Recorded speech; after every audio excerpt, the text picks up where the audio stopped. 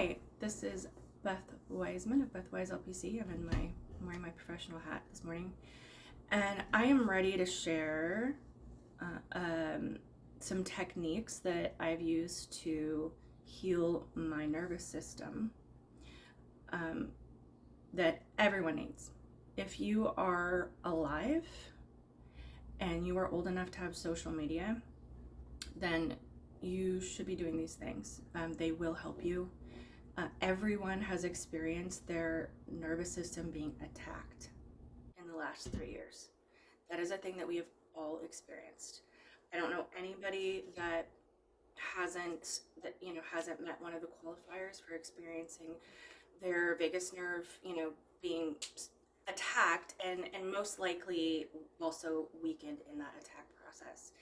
And so that's why we are seeing a huge emergence of people just suddenly having horrible anxiety, a huge emergence of people getting diagnosed with adult ADHD, people wanting to get diagnosed with autism, even though the anxiety, ADHD symptoms, and autism symptoms have gotten worse in the last 3 years, at some point in the last 3 years. And that's not how any of those things really work normally. As you know, autism and ADHD, you don't just suddenly have a worsening emergence of the true biological thing. Your nervous system has been weakened. That is why that is happening. I've experienced all of that. I've experienced horrible anxiety at times in the last 3 years. I've experienced suddenly being super sensitive to sounds, smells, clothing, touch sensitivity. I've experienced most of the symptoms of ADHD. So I have cognitive impairments is what we call them. So, your short-term memory, you're having a hard time remembering what you were about to say. And the worse it gets, the harder it is to pull that back. And it got so bad for a while that, that thought was gone forever. I would completely forget what I was going to say.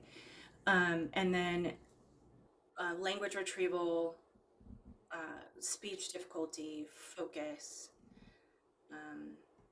and then obviously being more irritable and easily agitated. That's a really obvious one. But yeah, there are ways to strengthen and bring back your nervous system. I healed my vagus nerve. I had many symptoms of weakened vagus nerve. I was choking. Like I would kind of just lightly choke on water. Swallowing, your vagus nerve is right back here. So when it's weak, you have some issues with swallowing and things like that. And then all those other symptoms that I just mentioned. I think there's a few more. There's a ton of them. I can never remember all of them at once. And my naturopath told me that my vagus nerve was weaker on my left side because your vagus nerve goes down each side of your body. And it makes up, I just read the other day, your vagus nerve makes up like 75% of your nervous system. And it controls your ability to be calm. So if your vagus nerve is weak, what happens is you can be anxious for no reason. Because if your vagus nerve is weak, then you can just pop out of your parasympathetic nervous system, which we call rest and digest, and into your sympathetic nervous system, which we call fight or flight, for no reason, just because that vagus nerve is weak and too weak to hold you here.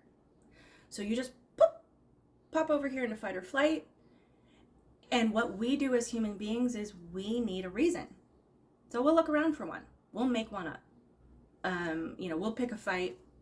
We'll run away from something. We'll avoid a project. We will make something up because we need narrative. We need a story. We need a reason.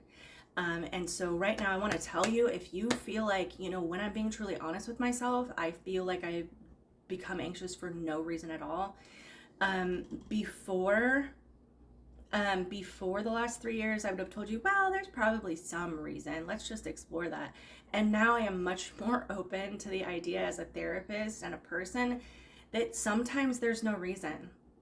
Because I've experienced it. Sometimes there's no reason. Sometimes it is it's a body issue. It's a biological issue that you're having. And it's not purely what we would call psychological. So what you do is you strengthen your vagus nerve. So I shared, this is a personal story. There's a lot more research on this now than there's ever been. Many, many, many other medical workers and mental health workers and people are doing these things with people. This is becoming very mainstream. You're seeing a lot more stuff about polyvagal theory and the vagus nerve. I can see that this is becoming mainstream, and I'm seeing the research, come out on it. The third reason that I am sharing this now is because Western medicine has come up with a solution for long haul C-word, for people who have really, like, their nervous system has been destroyed by that illness. They're having all kinds of different, POTS and, all kinds of different issues that even the Western medicine doctors can identify as being nervous system issues.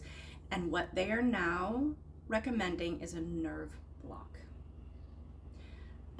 which they normally only do for things like pain in super extreme cases, because you're literally like not able to shift over into your fight or flight system very easily at all. And that is terrifying. I'm sorry, in my opinion, that's emotional castration.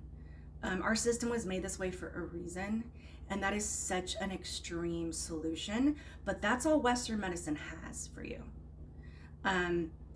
which is insane, because many of us have already healed our vagus nerves through naturopathic medicine and exercises.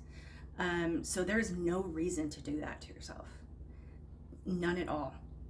So that terrified me when one of my clients told me that that's what her doctors were recommending after years of trying to get help with long haul C-word. So here's what you do. These are really simple exercises, and they're coming up next.